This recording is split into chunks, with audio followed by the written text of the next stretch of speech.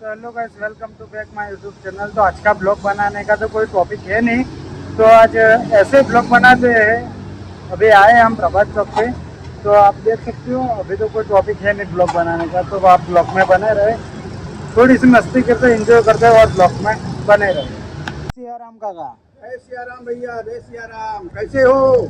सब बढ़िया अभी तो है। तो काका जय सियाराम कही दीधું હોય તો તમે જોઈ શકો।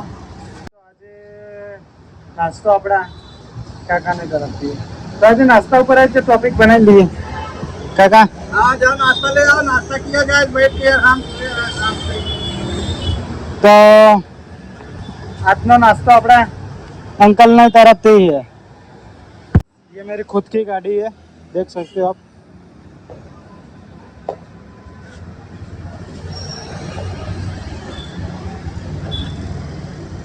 तो गाइस एक भाईबंध મળી ગયો, યુટ્યુબ ચેનલ જુઓ અને મારી યુટ્યુબ ચેનલ સર્ચ કરો।